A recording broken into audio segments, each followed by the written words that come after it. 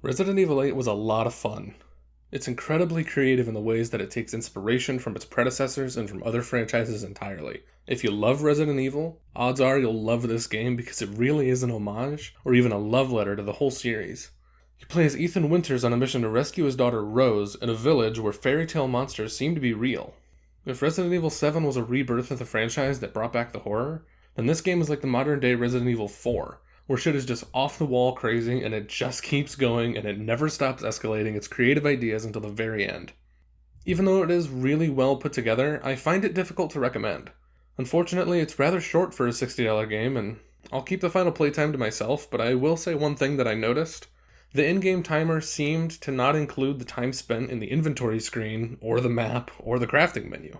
Now, anybody that's played a Resident Evil knows that you spend a fair amount of time organizing your inventory and looking at the map to navigate.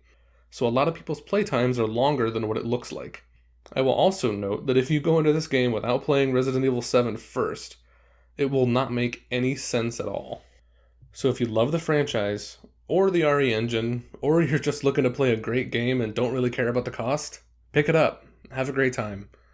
If you want to hold off, I completely understand, and would recommend that if you expect to play it in the future, when it goes on sale for like $15, like a certain other ridiculously short for the price Resident Evil game, then I would recommend a blind playthrough. A lot of the fun in this game was being forced to deal with shit that just comes out of nowhere. By the way, right here, this concludes the spoiler-free portion of the review, and what follows is some more kind of in-depth talk about the game. Like I said before, Resident Evil 8 was a lot of fun, and that alone makes me feel like it's okay to ignore a lot of its problems. Overall, the game, for me, felt like it was a complete mixed bag. Imagine you got a pack of Skittles, alright, and you've really enjoyed the red and the purple ones, but then you realize that all that's left in the bag are the orange and yellows. Now don't get me wrong, I like all the flavors in moderation, and I'm sure that some people's favorites are the orange and the yellow ones, but they just aren't for me. And that's what this game felt like to me. It felt like a bag of Skittles where I had all my favorites in the first half, and then I had to finish off with some flavors that I didn't really appreciate as much. They weren't bad by any means, but I really wish the whole bag was just red and purple Skittles. Now I feel like this metaphor maybe is getting away from me a little bit, so how about some clarification? I really, really liked the village, the castle, and the dollhouse sections. And then we take a left turn into Action Town where we go to the fishing village and the factory. And I was just disappointed. Those sections were a lot of fun, but I really thought we had a good thing going here in those first 3 sections. The opening village portion felt like Resident Evil 7, mixed with some classic Nazi zombies, with the defense portion. Also, I'm pretty sure that part was a reference to a section in Resident Evil 4 where Leon and Louise defend a house in a similar manner, or when Leon is trapped in the house in the opening village.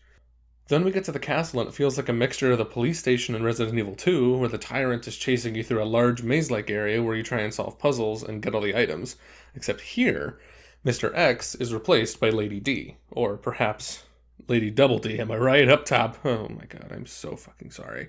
I promise that won't happen again. Anyway, it feels like that, mixed with the mansion from Resident Evil 1, or perhaps the castle from Resident Evil 4 stylistically. And maybe this is a stretch, but I was really getting some Canehurst vibes from Bloodborne. The fact that they're both huge castles coated in snow, there's creepy, ultra-powerful vampire-like people that use blood arts, and there's the thralls that remind me of the Canehurst servants. And then you go up to the roof to fight gargoyle-like creatures that have features similar to humans, and they even look similar with the towers surrounded by several turrets. I don't know, maybe it's just me. And then we get to my absolute favorite portion of the game, the dollhouse. In regards to everything else in this game, I feel that the dollhouse's atmosphere and horror are unparalleled.